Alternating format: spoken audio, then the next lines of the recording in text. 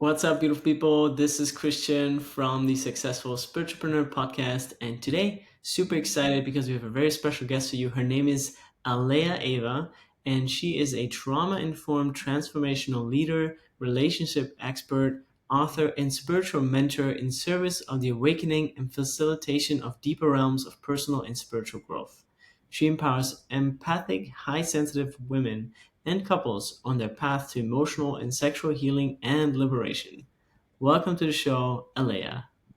Thank you. Hi, Christian. It's so nice to be here. Thank you so much for this opportunity.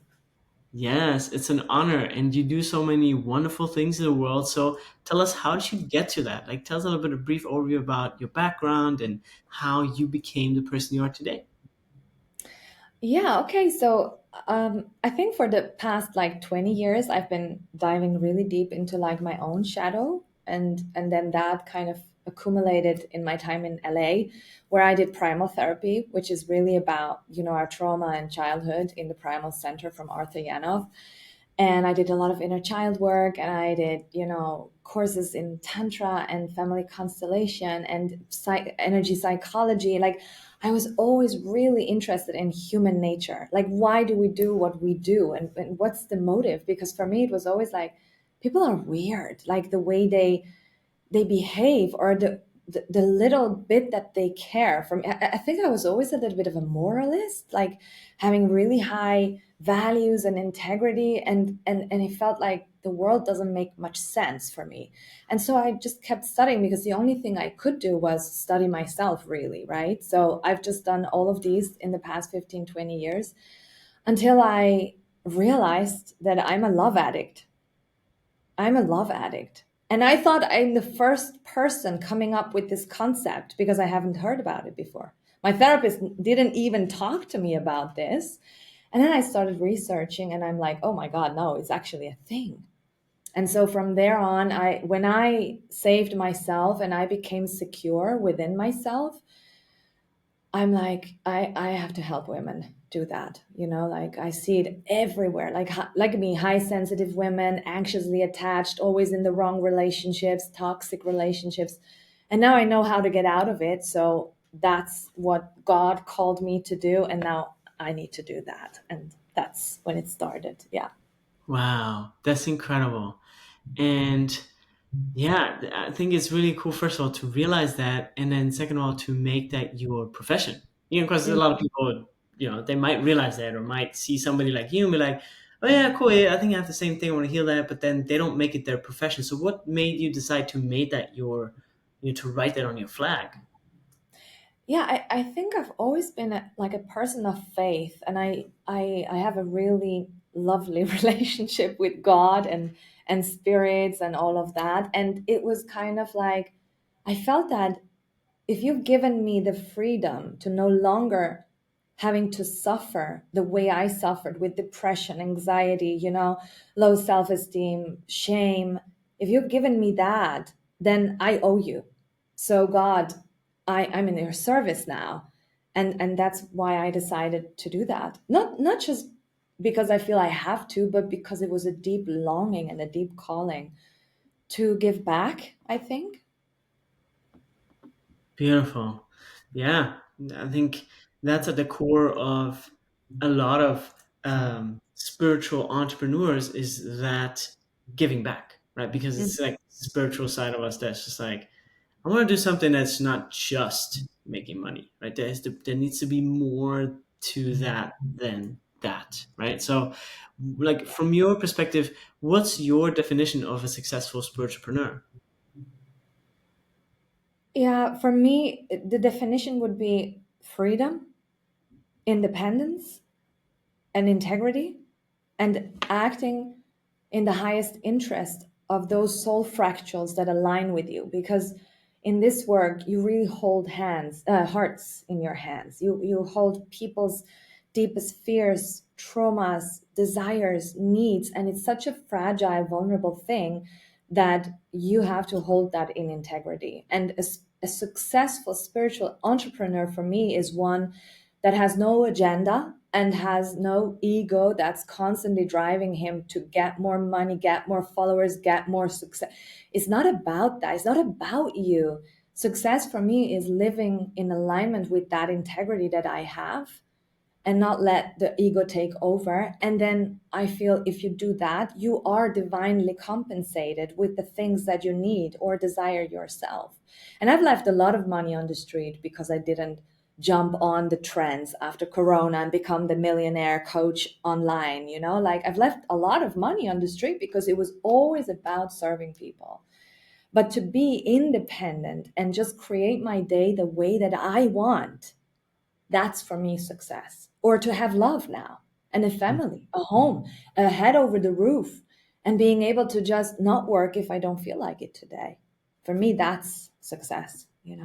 And if I can change people's life, like for real, when they tell me, you've changed my life, that's success for me. Beautiful. I love that. Mm. Yeah, it's spot on. I think that's exactly what it's about. It's a great definition of what I also see a successful spiritualpreneur to be. And so, tell us a little bit about your offerings and what do you do? So, what services and products, if any, do you offer, and why? So now I've just released my first book. It's called How to Find Love That Heals, which is basically the 20 years of work that I've done. And I put it into a process and a resource for women like me who want to become secure.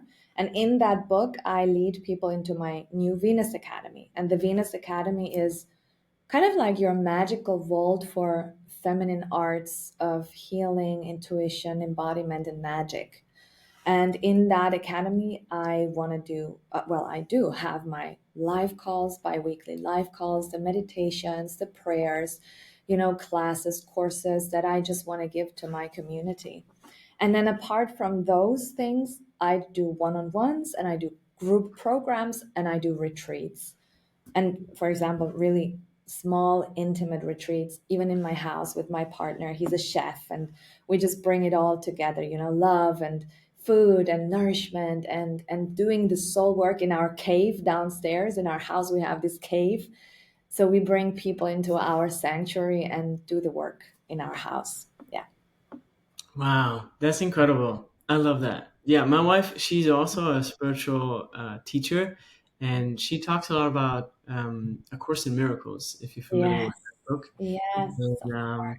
it's funny that you say that because I feel drawn. I mean, I've been studying the book. That's how I met her. I've been studying the book before I met her, and then through the book I met her. And so it'd be really cool for us to also do retreats here at our house, right? So that's the only thing that's like that's what Yeah, reminded do me. it. It's amazing. Yeah. It's amazing to bring people together and to work with people in person. There's just nothing greater, the connection, the love that's shared, the appreciation. So that's amazing that you do that. And yeah, that's beautiful. So where are those retreats currently? Where are they offered?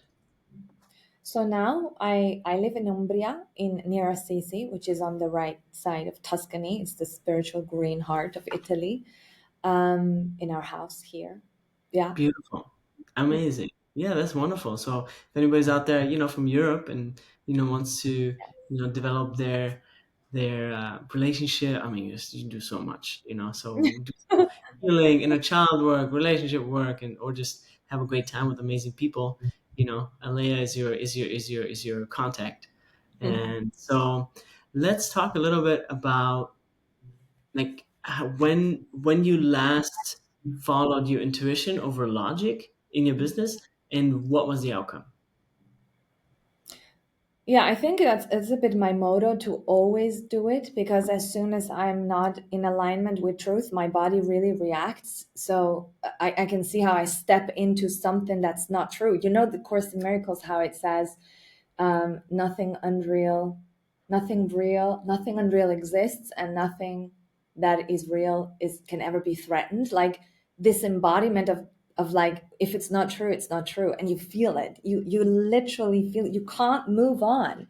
So I kind of try to always act from that place. And it makes me slow because sometimes you have to take a lot of detours, because you're building your truth a lot of the times, but at least you are true to yourself, right? And that always follow it leads to a good outcome most of the time. You might not immediately see it or like it, but in the long run, you know why it happened. Mm, beautiful. Yeah, I can tell you're very, tapped in and use these things on a daily basis, right? So Yeah. that's really beautiful. And in terms of like any type of like life lesson that you have learned and it still applies to your business today, what would you say would that be? Like what's like one of the life lessons you still apply in your business today? It's really above all, stay true to yourself. Like, stay true. And if that means you're not taking on a client or leave a client or say no to someone, even friendships that have lasted for 20 years or something. But if you stay true to yourself, it for me it's the only way to survive this life. So this is my biggest life lesson, because I've had too many times. Now I'm 42, so I've had a few times when the universe just slaps me into my face if I'm not true to myself, right? So following the gut and acting on it, I think that's the second part. Sometimes we know what's good or what's true, but then we don't act on it. And I literally find myself like I'm not acting on what I know is true, and I see myself step into the next shit. Yeah. Yeah, beautiful. And so for like in your, I would say, branding web design journey, like how was like that impacted somehow by any personal or business milestones? Like do you start a website some time ago and then you just like, yeah, and something happened and it was kind of like, I always think it's interesting to find out these connections from personal business milestones that connect you with to your branding journey, to your website journey. um, I think because I'm very like shape shifting, it's always been really hard to put myself into a box and say, I'm this, and these are my colors, and this is my font. So I think I'm rather the person who has shifted all the time. And it also lacks consistency then, and people don't know what is that, like, who is she? What's her messaging? What am I getting when I enter into her world? I think that's been really a lack of mine or a limitation, where because I'm very like adapting all the time and changing all the time, and people want stability. People don't want change. They want to know you're gold and pink and white, and your font is big, and that's who you are. And they want to Exactly. keep you in that box.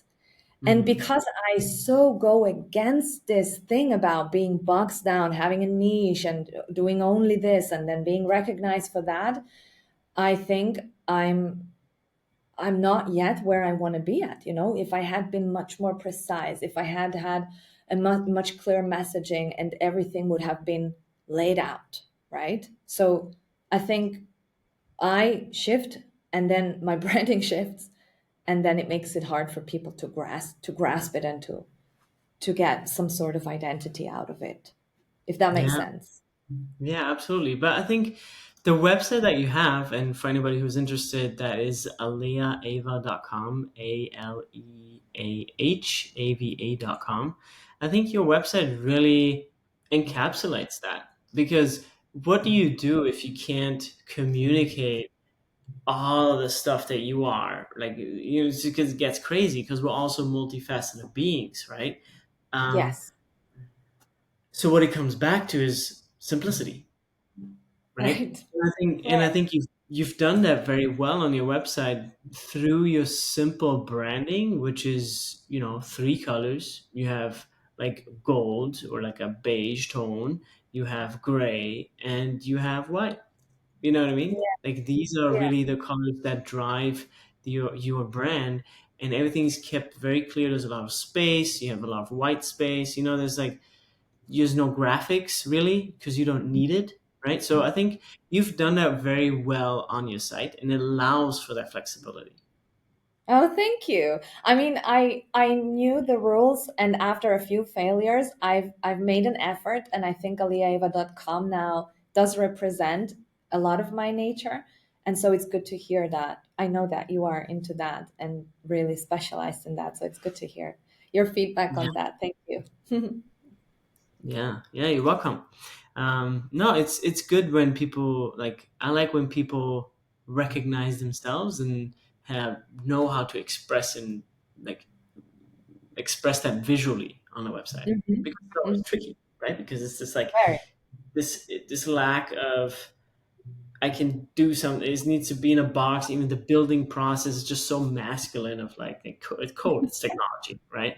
So, which is Exactly. part of the reason here at Love Pixel is also true. Just like bring the feminine back online. Like that's why more softness, more organic versions and forms, and so yeah, Beautiful. And you even have the pink color. So that's very nice.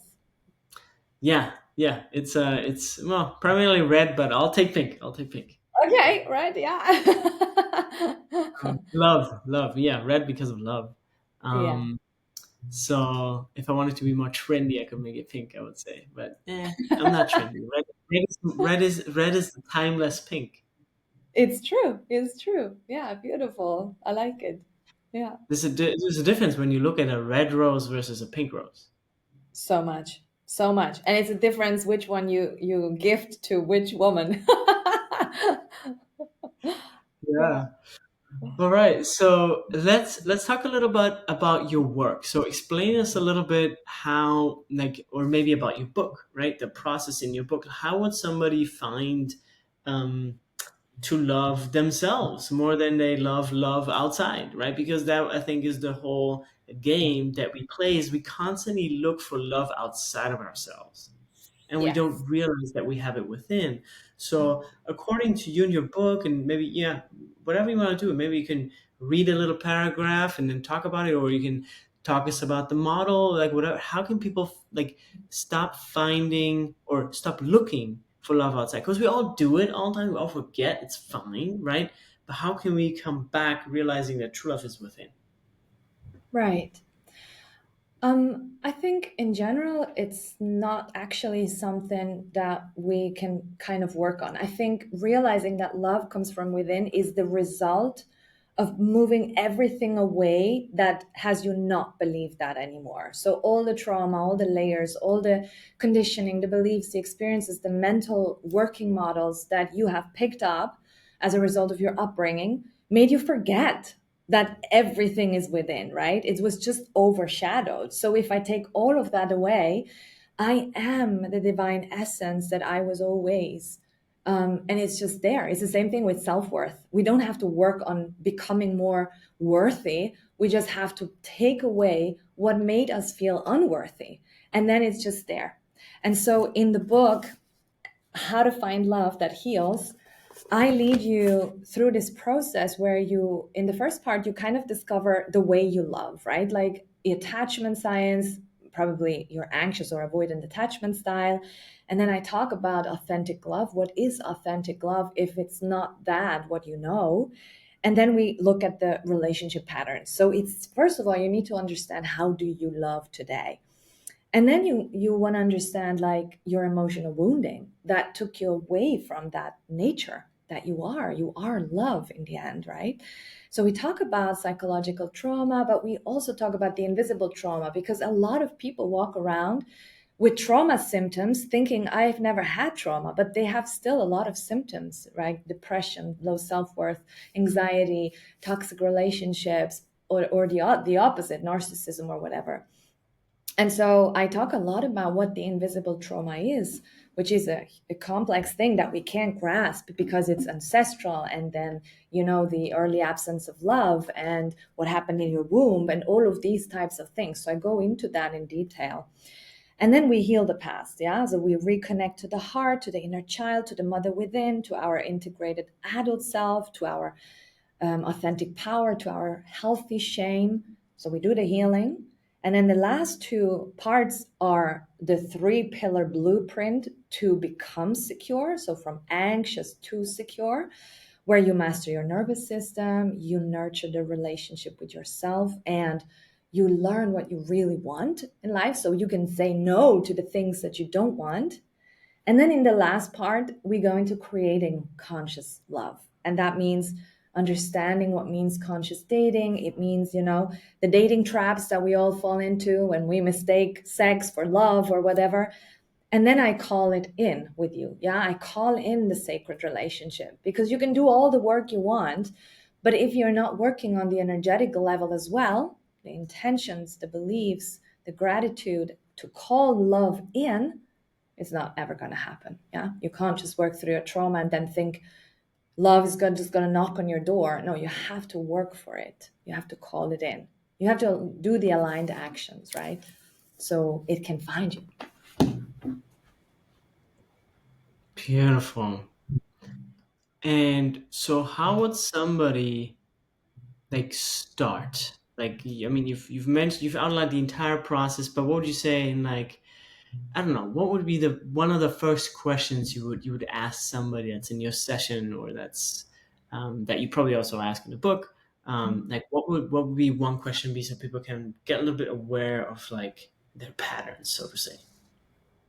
Yeah, I mean, it depends on what level you want to do the work. If you want to do the work on a more superficial level, then of course you can go more into coaching and you can align, the behavior and actions that you do that either reject or receive love, or you can do the deeper work and really understand where things come from and connect it to the original pain.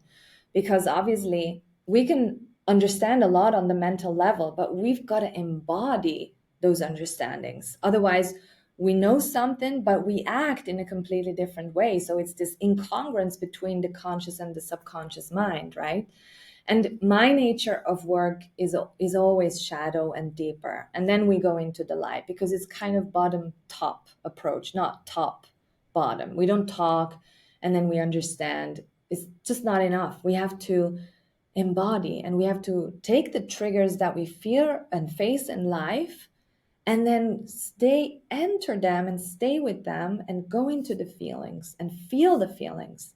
And then you stay with them until it connects to the original pain, where all of a sudden it's not about your lover anymore. It's about your mother or your father or someone that has, caused pain in your life. And when you are there and you express that and you feel that and you go into the grief of all the needs you haven't had met, and then you flush it with love. You flush it with love. This is a lot about my work, even when I do retreats. I hold people, I touch them, I'm that love that they never had, and it's not me, it's God. It's that universal love that just flows through us if we connect in a sacred space. And so it's my work is very intuitive. It's like a little bit Mary Poppins. I open the bag and then I take a tool that I feel is adequate now. But I'm not very much into like, let's talk about the problems. You got to go and sit with them and feel them. And then until your nervous system is done, because your inner child, it wants a do-over, and you got to give that do-over, right? Beautiful. Wow. Yeah.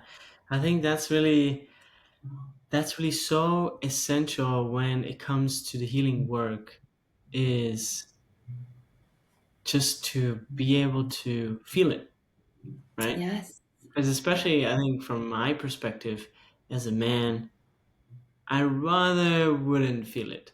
You know what I mean? I'd rather Yeah. stick to the end process of like and pretend it's okay, right? I Like mean, all of you guys, all of you men who dare to do this work, I have so much respect for you because you haven't had it easy. If you've been told from the beginning that you can't feel and you shouldn't. So I honor you. I mean, I love men. Like they are so amazing. And thank you for doing that. yeah, it's uh it's really cool. So thank you for saying that. I received that, and I think it's a just a mechanism, Hmm. um, because the men are just the protectors. Like we Mhm. need to make sure that people, our family, our tribe, our wife, children, whatever, or when we're little parents, we see our parents struggle. We want to help them. We want to take their pain, their suffering. So we do however we think it's best done. You know what I mean? And we all grow up so differently. The environment that we grew up in, and the Yeah. patterns, the survival mechanisms that we develop during that time is what still drives us today, right? So, um, yeah, I really think it's just such a yeah. Men, women deal differently with emotions, and it's cool. It's cool to see, and it's cool that there's a way to deal with it, right? And And that's I think yeah, women have also a kind of a, our task is to lead the men into the heart too. Like if we are a safe place for men, then they have it easier. Like with our vulnerability, we invite you, right? But what I often see is this gender fight, and a man already has it hard. So if the woman is hard, he will never let down his mask. So for me, it's a blessing and an honor to be in my vulnerability so the man can actually come into his own heart. It's our job as women to do that, yeah, you know. yeah. I had somebody else on the podcast, and she was mentioning that the women are the visionaries, Mhm. the true visionaries, which I thought was very interesting because when we talk about in our society about visionaries, usually like Elon Musk, Jeff Yeah. Bezos, those are the visionaries of our times. It's like Mhm. bullshit, I think like the women are the true visionaries, right? If we would follow more visions of women, and the cool thing is the women can't do their vision without us. Like it's literally like a balance because we men Yes. are like the doers, the active driving force, the putting things into action. And Yes. if we would only follow a little bit more the women and their true visions, it's really interesting. It'd be really cool to observe what happens if you would just be like, so honey, what are you visioning today?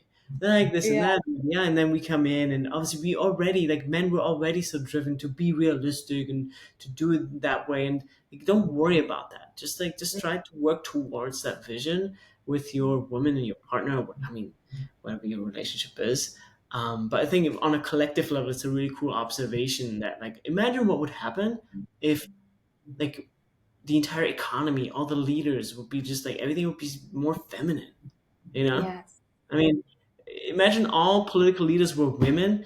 I don't think if you really would have that many wars because women Yeah. are just inherently more connected to Mother Earth. And I mean, if you see people dying, I mean, men for men, it's easier to say, yeah, it's just a couple thousand people dying in Palestine, no big deal, we just make a bunch of money. Um, but I don't know. So yeah, I think that's really that, and I think that's what we're going towards, right? That's also why before, like I think the mission with Olympics is to bring the feminine back online because again, like this system has been so like being driven and created by men that now is the time for the feminine to come back, like the age of Aquarius, like to Yeah. do more together as men and women in Yes. alignment with division. Yeah. And a lot of women still have a lot of work to do there because yeah, we can bring women at the top of leadership, but what happens now is there are women on the top of leadership, but they act like men. They because they want to stay in it, they want to stay in the game, they have to act like men. But if we want to bring back the feminine leadership, we have to have women embodied in that feminine Yeah. nature, right? And that's going to be a challenge. Even if we're a female, we still have a lot of work to do there. Yeah. No, I think in general, because the system has been set up to be so masculine, so you have to become, as a woman, you have to become masculine in order to be successful in that system. Because obviously, they're not dumb. Whoever created that system, they're like, we're gonna make sure women are not gonna take this away from us. So we're gonna make this as masculine as we can, as it can be, right? Dumb Exactly. rules, laws, regulations. You have to be this. Blah, blah, blah. Yeah. I mean, it's just that. it's carried throughout all political systems, I think. And Exactly. I think that being said, like that change, I think is coming. Is It's becoming more and more visible, right? Yeah, And I think throughout time, I don't know, all that bullshit philosophy and masculinity is just gonna slowly die off. And then people like us are gonna come, you know, men that yes, have a more balanced feminine perspective, and women who are just, have also a balanced perspective. And then maybe, we go back into a little bit more of a polarity. But ultimately, I think everybody's just going to be more balanced. A woman knows when there's time for her to be masculine and for her to be feminine, and a man knows when for him it's time to be masculine and a time to be more, just be, which is a feminine quality, just to not do exactly.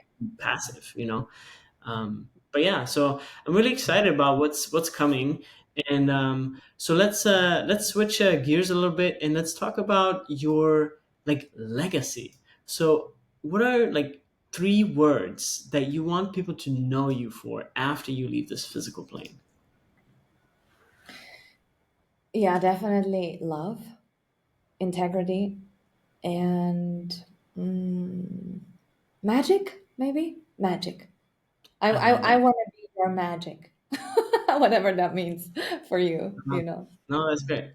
Bringing back the magic to the world. Yeah, yeah. And for your like, who or what currently inspires you the most on your spiritual and entrepreneurial journey? On the spiritual journey, definitely Saren Bertrand. She's written Womb Awakening. Her husband is Ajra, and they have Biomancy University. They're spirit keepers of the feminine lineages and feminine wisdom. And I'm studying currently in her feminine magic school.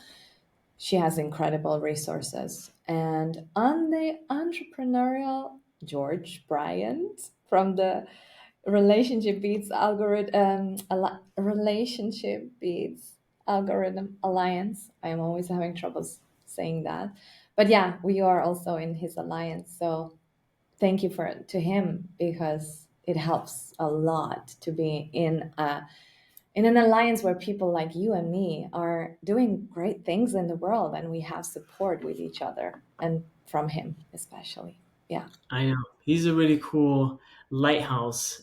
For everybody who Yeah. knows George, you know what that means. He's a really cool lighthouse that guides, just an aligned perspective on entrepreneurship and marketing. And yeah, I really love George. And so, like, what would you say is your vision of the new Earth? I think fully embodied, feeling orgasmic, alive beings. That's my vision. I want Mm, people to not not live to work, but work to live, and remember the the friendship between us, not competition, and the helping and the contribution and the synergy, heterarchy, like just a complete different kind of thinking away from competition to maybe also not all these metrics on social media. Like it's so dangerous what's happening, and that let's just come back to the basics, right? I hope that, and what you said before, bringing back the feminine, into both women and men. That is my great hope. beautiful. That's a beautiful vision, and I'm really excited because at some point, like, I'll take all the. I always ask that question. Now I'll take all the previous episodes and put them all together and make one big vision. I think that'd be really cool. Wow. Oh yes, I can imagine. So Yeah. we're nearing the end of our episode, and I always like to give this part over to the guest of the podcast and really just give space to them for them to just vision and like what are your future goals as a spiritual entrepreneur, company, or brand, and what are you looking to call in? So a little bit of just calling things in. Yeah, I was actually just talking about this with my partner, and I think my biggest vision is my hour. retreat place in Umbria. It doesn't have to be too big. Maybe so 15 people can be together and bring together, we call it like Tantra, Cibo e Amore, which is Tantra, food, and love. And we just, nurturing the souls and doing the work and having this experience of love in our sanctuary in the hills of Umbria, the green hills. So if any investors are out there and they want to help me build this place, I am so excited. And yeah, just collaborate more. I want to call in more collaborations and more people, soul fractals that are on my way of thinking, line of thinking, I guess. And amazing soul clients, of course. Yes, that's what I would call in. Beautiful. Oh, I'm sure these things are already crystallizing in the ether for you. And Yeah. the one little idea that I got when you were saying that, I mean, just connect with Italians that live in the U.S. because a lot of Italians have this connection to their home country, and they Uh, love having a property there or being invested there, and they just, yeah, you're Italian, you're Italian. You know what I mean? It's like, yeah. Oh, that's such a good idea, Christian. Thank you for that. Yeah, so Yeah. any coaches that are Italian, I would connect with them and be like, "Hey, do you want to, see if you potentially do retreats already? Like if people do retreats already, then invite them to be, hey, you can use this space twice the 3, 4 times a year because it's probably empty most of the time anyways. Just open it Yeah. up to people that you have a connection with and that you feel are alignment with the space, and then Yeah. take it from there. And also look for people who do retreats and reach out to them and be like, hey, this could be a cool location. Do you want to maybe build it together? We can have, whatever. I mean, endless, just Yeah. some ideas. Um, Yes. Thank you. so, yeah, you're welcome. Appreciate And that. so, what are some like last words you want to leave the audience with? And then where can people find you? Um, Last words. My last words would be, don't go for this superficial success. Like, don't compare yourself. Don't look at these outside metrics. Let your heart speak what's important to you and then follow that. And sometimes that means like burning entire bridges and starting over at zero. It happened to me too. Like, it's never a straight line, so it's always going to be waves in life. And so you can take the risk, because if you're not doing it now, God will throw some other challenge at you and you're going to have to suffer through it again anyway. So yeah, just act on your heart. And if you want some help with that, then you find me at aleahava.com or venusacademy.co. And my podcast is addictedtolovepodcast.com. Yeah, that one too. Amazing. And make sure to check out her book, How to Find Love That Heals. It's on Amazon. You can get it. It's 17.99, so not expensive at all. And Yes. I'm sure it's packed with goodies. And yeah, it's always beautiful to see people writing books because basically what you get somebody's life experience condensed into a book. Like so you get like 10, 20, 15 years of experience just packed in pages for you Yes. to ingest and like understand. Like wow, like basically Alea has lived a life for you that you can read and internalize and embody and very conveniently in a book. So if you're Yeah. interested in that, definitely check that out. And thanks so much for being on the show. Have a Uh, wonderful time. you And I thank you so much. It's been such a pleasure connecting with you, and thank you for doing this and for giving a platform, to talk about things that matter. you're so welcome. It's part of the new earth. Yes, I'm on it. It's here. Yeah, We're doing it. thank you. Yeah. All right.